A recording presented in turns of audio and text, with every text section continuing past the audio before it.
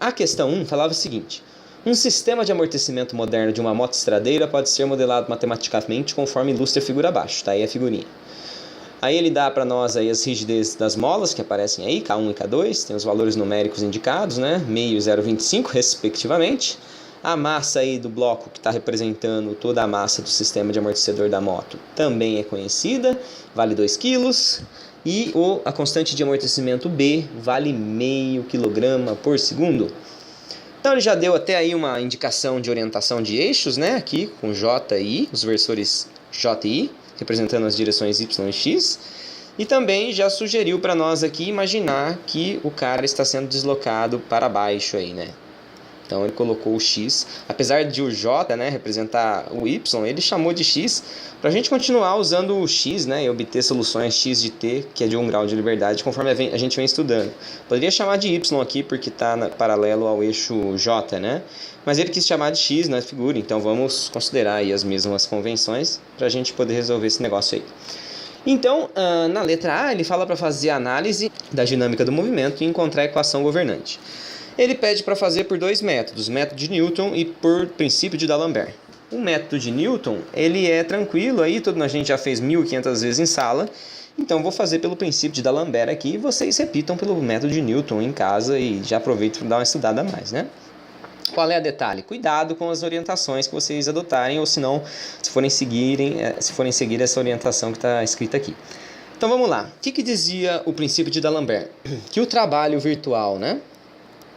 Trabalho virtual realizado pelas forças durante um deslocamento pequenininho do sistema ΔX tem que ser nulo, né? O trabalho total tem que ser nulo. Para a gente poder calcular o trabalho total, a gente tem que saber o trabalho que todas as forças estão realizando nesse sistema caso houvesse um deslocamento ΔX. Então, a primeira coisa, como a gente já está careca de saber, é observar quais são as forças que estão atuando no sistema. Aqui, por exemplo, a gente já sabe que vai ter uma força de atrito, do tipo FAT, de amortecedor, né? Vai ter uma força de mola aqui, F mola. E eu falo que esses pesos associados aí, né, aos blocos, não interferem na frequência natural de oscilação, porque na verdade vai ser um termo constante que vai aparecer do lado direito, mas só por completeza eu vou colocar também, tá? Se você quiser desprezar a análise com esse peso aqui, a única coisa que aconteceria é que você estaria assumindo que o deslocamento ocorre do ponto de equilíbrio, tá bom? Então vamos lá. Vamos ver qual seria o trabalho realizado pela força-peso. Então, um elementozinho de trabalho pela força-peso. Olha, a força-peso é do tipo mg, e se ele deslocar ΔX para baixo, eu tenho que multiplicar por esse ΔX para calcular o trabalho. Só que como esse ΔX aí está para baixo, a minha orientação J está para cima, eu tenho que colocar um sinalzinho de menos aqui. Beleza? Vamos ver agora o nosso trabalho realizado pela força de atrito. Tá? Essa força de atrito é do amortecedor, né? Então a gente sabe que a força de amortecedor é do tipo Bx ponto, né? Uma constante vezes a velocidade. E se deslocou ΔX, multiplica pela distância, que é ΔX. E como ela está paralela à direção J e no mesmo sentido, sinalzinho de mais tranquilamente, tá? Esse B aqui, né, que ele falou, é o nosso C que a gente vem usando em sala. Aqui ele mudou de nome. Às vezes em física, principalmente, a gente gosta de chamar de B. Mas é a mesma coisa, né? O nome pouco importa.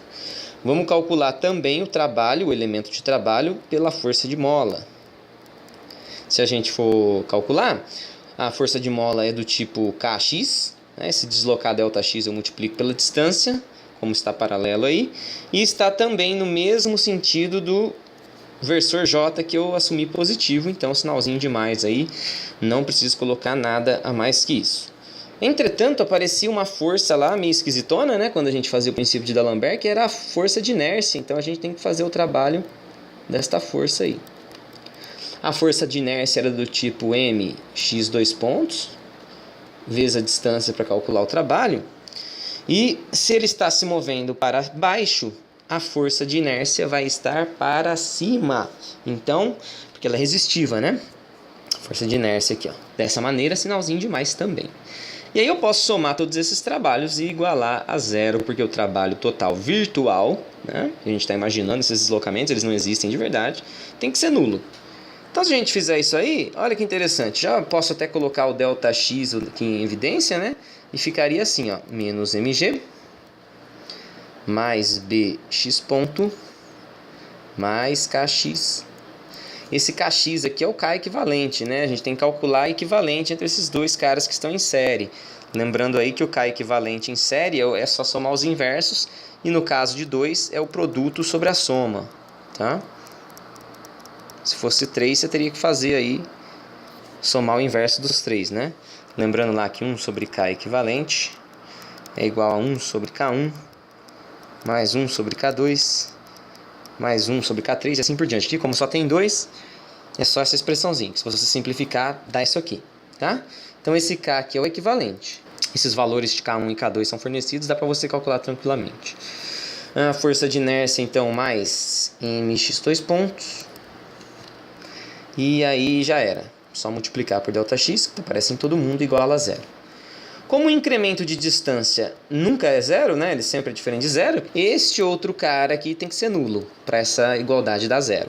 Então, fazendo isso aí, a gente chega no seguinte, né? Posso jogar esse mg lá para o outro lado, e fica mx 2 pontos, mais bx ponto, mais kx, igual a mg. Então essa daqui é a equação governante, tá? Eu posso substituir os valores que ele deu aí. Então vamos ver, a massa vale 2, então 2x2 pontos. O B, que é a constante de amortecimento, vale meio, então meio x ponto. Mais o K equivalente a gente tem que calcular, né? Lembrando que isso aqui é o equivalente. Então o K equivalente a gente tem que calcular. Vamos ver quanto que ele dá aqui. Então o K equivalente é o produto sobre a soma. Então, K1 vale meio e o K2 vale 0,25. Então, o produto dá meio vezes 1/4, que é 1/8, dividido pela soma, né? Soma de quem? Meio mais 1/4. Esse meio mais 1/4 aí dá 3/4. Então, se a gente simplificar tudo isso daí, vai dar o seguinte, né? Vai ficar 1/6. Então, aqui 1/6 de x igual a 20. Assumir que o g vale 10, né, por simplicidade. Então essa daqui é a equação governante. Bonitinha aí, ó. Tá? Essa é a equação governante. Vou copiar ela aqui, porque a gente vai ter que usar na outra letra, né? Então, deixa eu dar um copy aqui, copiar, e vamos para outra folha. Resposta da letra A tá aí, tá? Bonitinho. Vamos para outra folha para a gente poder resolver a letra B. Deixa essa equaçãozinha aí. Então vamos lá, B.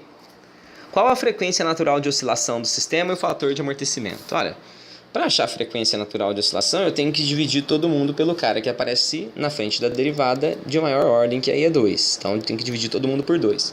Se eu fizer isso, eu vou ficar com x2 pontos, mais 1/4 de x ponto, mais 1 sobre 12x, igual a 10. Tá? Então, a equação que a gente tem que analisar é esse aí.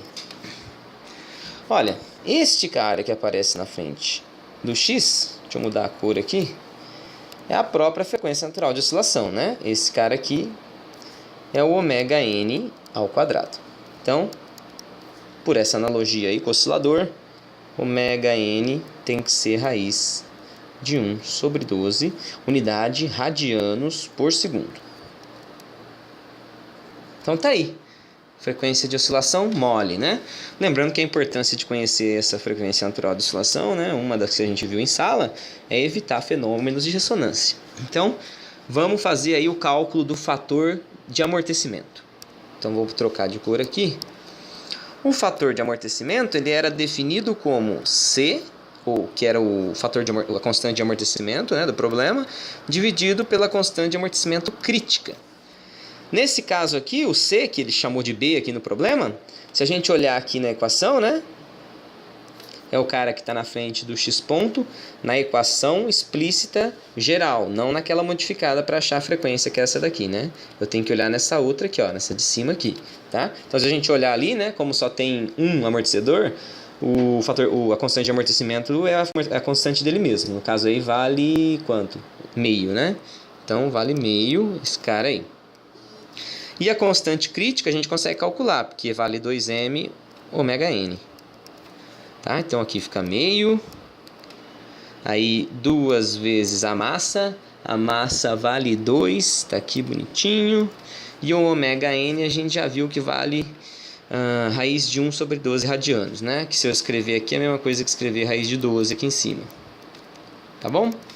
Então, isso aqui tudo fica 1/8 de raiz de 12. Aí eu posso escrever o raiz de 12 da seguinte maneira, que é 4 vezes 3, né? E escrever essa raiz aí assim, raiz de 4 vezes raiz de 3, aqui 8, raiz de 4 é 2, raiz de 3 não tem, deixa aí, então aqui simplificando dá 4. Dessa maneira o fator de amortecimento fica raiz de 3 sobre 4, tá bom? Então é isso daí. Qual é a unidade dele? Não tem, né? Porque é a razão entre duas coisas que tem a mesma unidade, então ele não tem. Qual é o detalhe que tem que ficar muito claro após calcular o fator de amortecimento? Reparem que esse cara é menor do que 1, tá? Este cara aqui é menor do que 1. Se é menor do que 1, a gente já sabe que o tipo de amortecimento é subcrítico. Atenção nisso, hein, gente? Então, beleza. Tá calculado aí as coisas que a letra B pedia. Então, vamos embora para a letra C. Vamos lá para outra folha. Letra C. Deixa eu pegar outra cor aqui. Vamos ver. Então, C está aí. Determine a função que descreve o movimento do sistema, sabendo que no instante inicial ele estava ali, né, a 15 centímetros deslocado da posição de equilíbrio e for abandonado do repouso. Então ele deu um PVI disfarçado para nós e para a gente usar a expressão para o cara subcrítico. Tá vendo a importância de saber aqui atrás que é subcrítico? Porque a gente já sabe qual equaçãozinha pronta a usar. No caso subcrítico, a gente sabe que a amplitude aí do movimento, né? Ela é dada da seguinte maneira. É um E elevado a menos xi ômega nt vezes A seno de ômega dt mais B cosseno de ômega dt. Então a equação geral que eu mostrei para vocês em sala era dessa maneira aqui que ela era descrita, né? Então para encontrar a expressão para esse problema em particular, a gente tem que encontrar algumas coisas aí. Beleza?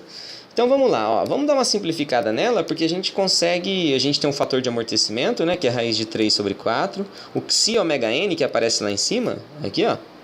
A gente sabe calcular ele. O xi é raiz de 3 sobre 4 e ômega n é 1 sobre raiz de 12.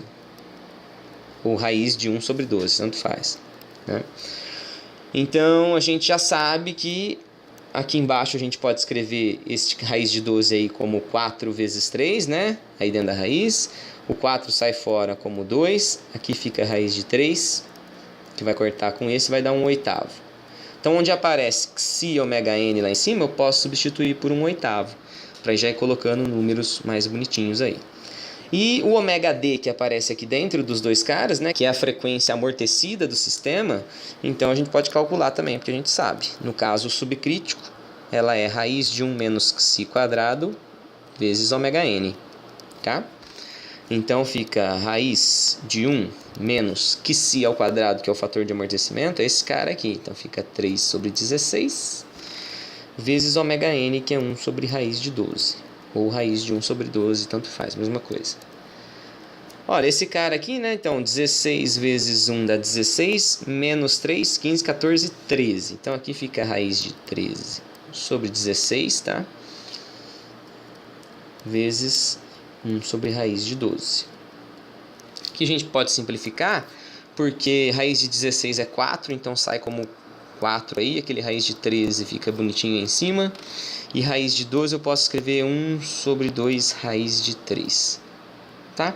Então, simplificando isso aí, fica 1/8 de raiz de 13 sobre 3. Esse é o ômega d. Lembrando que a unidade dele é em radianos por segundo. Então, com isso aí, eu posso substituir esses caras na expressão geral lá em cima e aplicar o PVI, tá? Eu vou lá para outra folha, então, fazer isso aí. Não vou nem ir lá na outra folha. Eu vou apagar aqui, vou substituir esses valores numéricos. Então, aqui vai ficar menos 1/8 de t, tá aí. E lá dentro eu coloco esse valor daí para o ômega d que a gente calculou, né? Que é 1/8 de raiz de 13 sobre 3. 1/8 raiz de 13 sobre 3. Tá aí. Beleza? Então, depois de ter calculado esses caras aí, a gente pode usar o PVI, tá? Para fazer isso daí, eu vou apagar isso aqui embaixo. Se você não terminou de acompanhar ou não conferiu, dá uma pausa aí. Beleza? Que eu vou apagar esse cara aqui para a gente poder aplicar o PVI nesse cidadão aí. O que ele fala para nós, né? Então ele fala lá que, sabendo que no instante inicial o cara estava aqui, a amplitude de movimento era 15 centímetros. Olha, não é comum trabalhar em centímetros, não é na CI, né? 15 centímetros é igual ao quê? 0,15 metros. Tá bom? Ou então, se você quiser expressar em fração, esse cara aí seria a mesma coisa que... Você pode escrever assim, né? 15 sobre 100. E se você dividir por 5, todo mundo, você fica 3 sobre 20 metros, tá? Dá para escrever em fração também. Então, vamos aplicar esse cara. Então, no instante inicial, x de 0, a amplitude tinha que ser 3 sobre 20. Maravilha? O que eu vou fazer? Onde tem tempo eu coloco 0, onde tem x eu coloco 3 sobre 20. Então, 3 sobre 20 e elevado a 0, que vai ficar ali em cima, né? Quando eu colocar t igual a 0 é 1, então eu não preciso colocar. Aí o seno de 0 é 0, zero é todo esse termo aqui, e vai sobrar para mim, aqui o cosseno de 0 vai ser 1, vai sobrar o b. Então, o b a gente já sabe que vale esse 3 sobre 20. Tá bom? Então, para a gente poder calcular o a gente tem que calcular a derivada. Então, vamos calcular a derivada rapidinho aí. Lembrando que aqui tem um produto, né? Então, deriva a primeira, mantém a segunda, a seno tananã, mais b cosseno tananã. Não vou ficar escrevendo só para não perder muito tempo, né?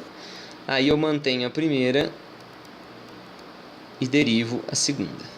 Então, se eu fizer isso aí, vai ficar a ômega d, aquele cara que está lá dentro, né? Para não ficar escrevendo isso daqui, eu vou chamar, é o ômega d, então ele vem para fora. Derivada de seno é cosseno de tananã. Mais, menos, né? Porque derivada de cosseno é menos seno, menos b ômega d. Seno de tananã. Tá? Façam com calma esses caras aí. Então, quando eu aplicar no instante inicial, ele fala que foi abandonado o repouso. Então, o que ele falou para nós? Que o x ponto de 0 tem que ser 0, tá? Então, é isso que ele está falando para nós indiretamente aí. Então, onde tem x ponto, eu ponho 0. Onde tem tempo, eu ponho 0 também. Então, vou fazer isso aqui mesmo, só para não perder o fio da meada. Esse cara aqui vai embora, né? Porque elevado a 0 é 1. Vamos ver, esse cara aqui no tempo 0 vai desaparecer, porque seno de 0 é 0, cosseno de 0 é 1, então desse lado aqui vai ficar menos 1/8 de b. E aqui desse outro lado fica 1 aqui também, aqui fica a ômega d, mais a ômega d, tá aqui bonitinho, né? Já coloquei. E aqui 0, porque o seno de 0 é 0. Isso aqui tudo tem que ser nulo, tá? Então, daqui a gente consegue tirar o a. O a vai ser o quê? Vai ser 1/8 de b sobre ômega d. Beleza? Então, eu tenho quem é o b, tenho quem é o ômega d. É fácil calcular isso aí. O nosso b é 3 sobre 20, né? Então, o a fica sendo 1/8 de 3 sobre 20, não vou nem fazer essas contas, porque depois eu posso pôr esse 3 sobre 20 em evidência, que vai aparecer no B também. E o ômega D, eu já calculei lá atrás, deixa eu só pegar ele, tá aqui em cima, né? 1 sobre ômega D que vai aparecer aqui, né? Ele está no denominador, então posso multiplicar aqui pelo inverso dele. Então fica 8 raiz de 3 sobre 13. Tá? Então cancela esse 8, sai fora. E a gente chega aqui, o A vai valer 3 sobre 20 raiz de 3 sobre 13. Então tá aí, ó. Calculamos o A, calculamos o B, só substituindo a nossa expressãozinha. Então onde tem o A eu coloco o valor dele, que é essa coisa aqui, né? 3 sobre 20. Vou pôr o 3 sobre 20 em evidência aqui já. 3 sobre 20, tá aí. E aqui então vai sobrar um raiz de 3 sobre 13. E no lugar do B eu coloco também o 3 sobre 20. Como ele já está em evidência aqui fora, fica só o 1 aí, então não preciso colocar nada, tá? Então deixa eu limpar essa desgraceira pra gente ver aí a equaçãozinha que a gente chegou. Tá aqui, ó. Paga tudo. Paga tudo. Na prova não é para pagar nada não, hein? Deixa tudo aí porque eu preciso ver os passos que vocês fizeram, tá? Resposta final sem resolução, 0. Aqui eu estou pagando só para economizar espaço, que já tem aí. Então tá aqui, ó. Essa aqui é a função que descreve o movimento do cara, tá? Se você aplicar a condição de contorno, né, você vai ver que você restabelece o PVI que ele deu. Beleza? Então essa daí, ó. Maravilha, fechamos a questão 1. Então não é uma questão difícil, né, gente? Reparem, é uma questão que às vezes dá um pouquinho de trabalho para quem não está habituado com essa algebreira aí. Cuidado com as álgebras, né? Isso que derruba as pessoas. Não tem muito desafio intelectual nessas questões, não. Só tem que tomar cuidado para fazer as contas bonitinho, devagar. Façam devagar e sempre, que não tem erro, tá? Observem cada etapa, confiram os sinais. E é isso aí. Até mais!